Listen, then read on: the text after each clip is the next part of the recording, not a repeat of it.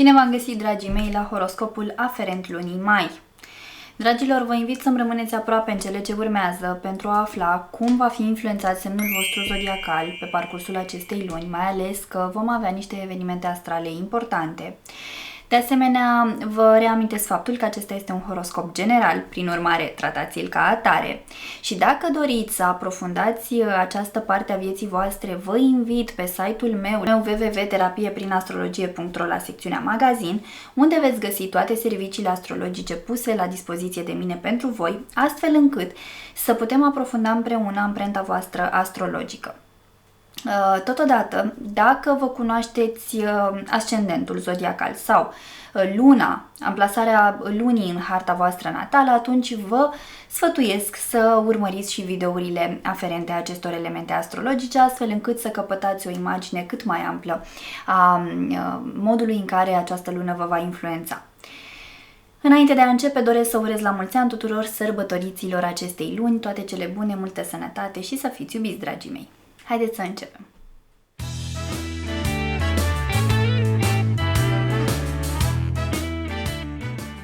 Bun găsit, dragi nativei zodiei Taur, și bine ați revenit la horoscopul aferent lunii mai.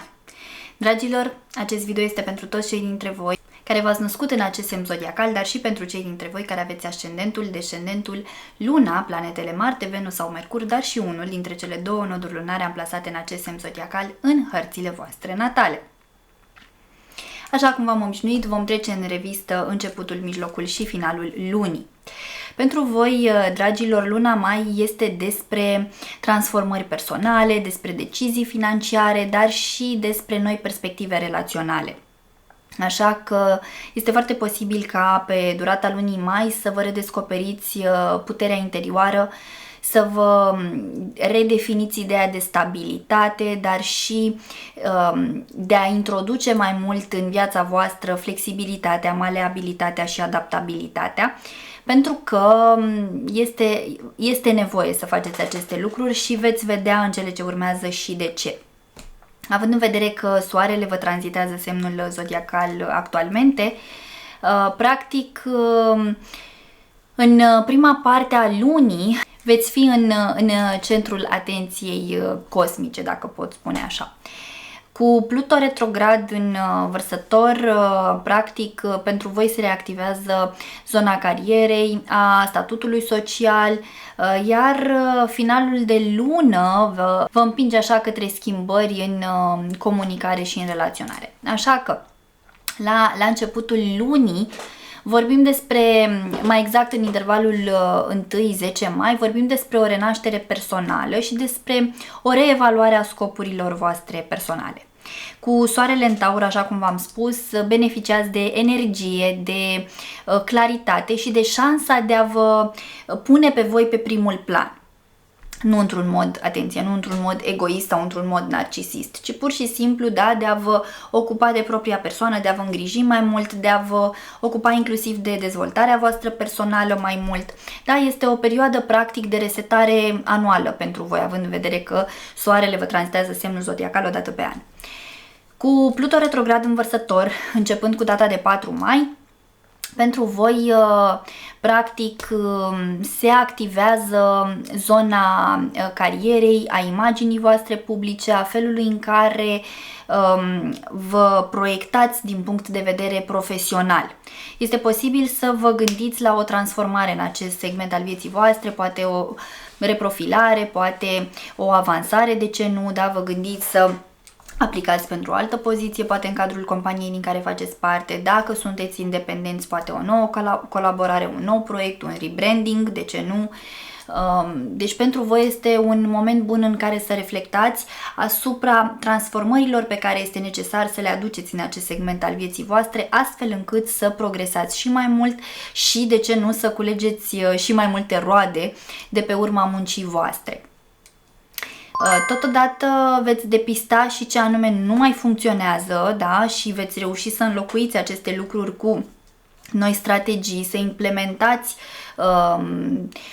poate un sistem nou în care să funcționeze totul mai bine. Dacă vă dați seama că stagnați pe poziția pe care sunteți și poate nu doriți neapărat să aplicați pe o nouă poziție sau pe un alt proiect, poate veți dori să vă perfecționați în domeniul din care faceți parte și vă înscrieți la un curs, da? Sau apelați la un mentor, la un consilier de dezvoltare personală și tot așa. Totodată, începând cu 10 mai, planeta gândirii și a comunicării, respectiv Mercur, va intra în semnul vostru zodiacal. Ceea ce înseamnă că gândirea va deveni mai practică, mai pragmatică, la fel și comunicarea, și veți avea ocazia să vă exprimați ideile cu mai multă fermitate, cu mai multă claritate, dar și cu diplomație. Pentru cei dintre voi care aveți talent la scris sau la vorbit în public, ei bine, aceste lucruri vor fi accentuate de tranzitul lui Mercur prin semnul vostru zodiacal și puteți avea așa un boom din acest punct de vedere, într-un sens benefic, bineînțeles, și veți fi mult mai inspirați, poate mai creativi, veți beneficia de o exprimare mai artistică, mai romanțată, așa că profitați la maximum de acest tranzit din viața voastră și stabiliți-vă intenții clare pentru anul ce urmează, da? Mai ales legate de carieră și de dezvoltarea personală, pentru că, așa cum am spus, cu soarele în semnul vostru zodiacal e o perioadă foarte bună de resetare.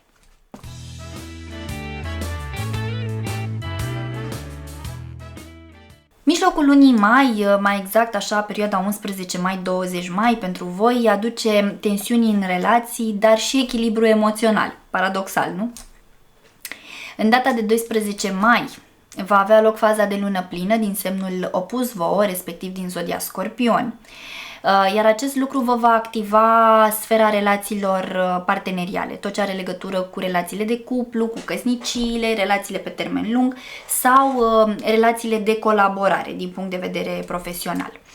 Ei bine, toate acestea vor fi puse sub lupă în intervalul în care luna va tranzita zodia Scorpion și mai ales când va avea loc faza de lună plină și se va atinge acest apogeu emoțional, și pot apărea pentru voi revelații importante legate de dinamica, poate, parteneriatului din care faceți parte sau despre nevoia, acolo unde este cazul, bineînțeles, unde vă regăsiți, de a vă elibera de relații toxice. Deci dacă considerați că de ceva timp lucrurile nu mai funcționează, ați încercat tot ce puteați să încercați ca să salvați relația din care faceți parte și totuși lucrurile s-au transformat și mai mult în toxicitate, poate că acesta este un moment prielnic în care să vă eliberați. Beneficiați de magnetism, de oportunități de creștere personală și financiară, așa că se va crea cumva un echilibru între sfera aceasta sentimentală, dar și stabilitatea financiară, pentru că știm foarte bine că pentru voi este extrem de importantă stabilitatea materială.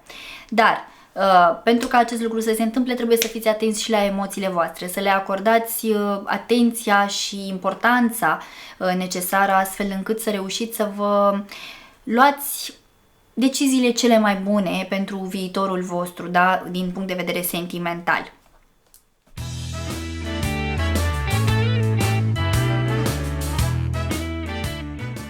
Finalul lunii mai, mai exact intervalul cuprins între 21 și 31 mai, aduce pentru voi un focus pe bani, pe valori și pe învățarea unor lecții importante legate de maturizarea voastră. Cu soarele și cu planeta Mercur în zodia Gemeni, pentru că începând cu data de 20 soarele va trece în zodia Gemeni, iar cu data de 26 Mercur va părăsi semnul vostru zodiacal și va trece în zodia Gemeni, practic atenția se mută în sfera resurselor voastre materiale, financiare, emoționale, pe tot ce are legătură cu securitatea voastră materială și emoțională, cu tot ce are legătură cu abilitățile voastre native, cu creativitatea voastră, cu talentele voastre. Deci cumva veți trece în revistă aceste lucruri și este de asemenea foarte posibil să găsiți activități noi sau să vă descoperiți talente noi sau poate să vă redescoperiți talente mai vechi, pe care acum să le exploatați într-o formă sau alta, astfel încât să vă sporiți planul financiar. Da? Să vă puneți la bătaie talentele voastre creative, astfel încât să vă măriți și mai mult stabilitatea în viața voastră. Este un moment excelent pentru a începe să gândiți, de ce nu, noi strategii financiare, astfel încât să vă gândiți așa, să vă gândiți, să vă stabiliți un plan pe termen lung din acest punct de vedere și să vă valorificați, așa cum am spus, talentele voastre, abilitățile voastre.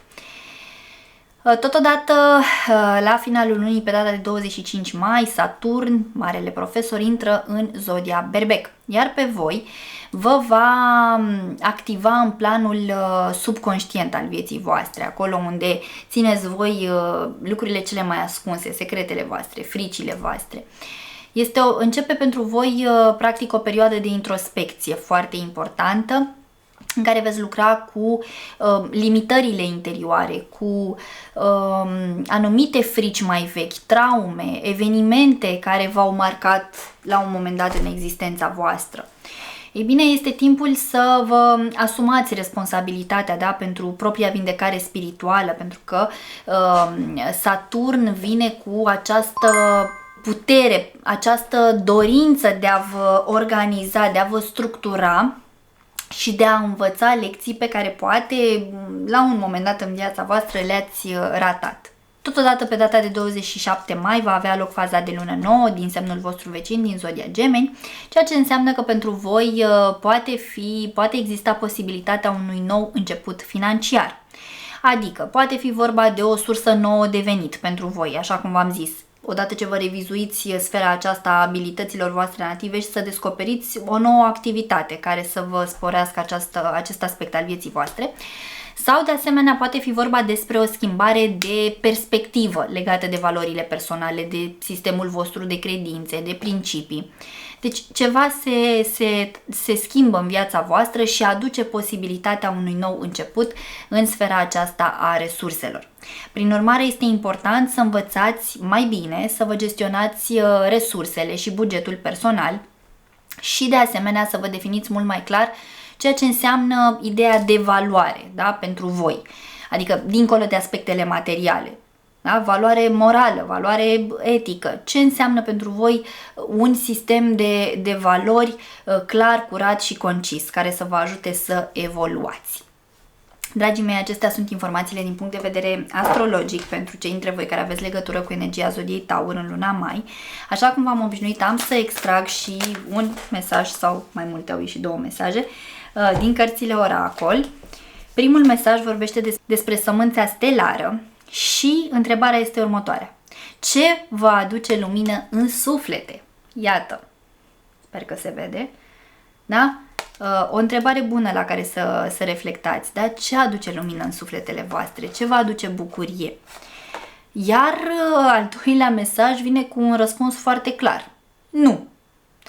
Așteaptă, amână, fă o pauză, spune nu. Deci, dacă aveți ceva de hotărât important în această lună, da? Odată și cu luna plină din Scorpion, pur și simplu, în această lună este important să fiți observatori, astfel încât să vedeți ce anume este de schimbat în viața voastră, da? Nu neapărat să și luați decizia acum, ci pur și simplu să vă trageți concluziile, să vă setați o direcție și apoi, când se mai așează puțin lucrurile din punct de vedere energetic, să vă luați decizia împăcați. Dragii mei, în speranța că mi-ați rămas aproape până la finalul acestui video, vă mulțumesc și vă invit să apreciați și să distribuiți acest video tuturor celor cărora credeți că le va fi de folos. Vă doresc ca luna mai să aducă în viețile voastre toate binecuvântările de care aveți nevoie. Vă pup, pe data viitoare. Pa, pa!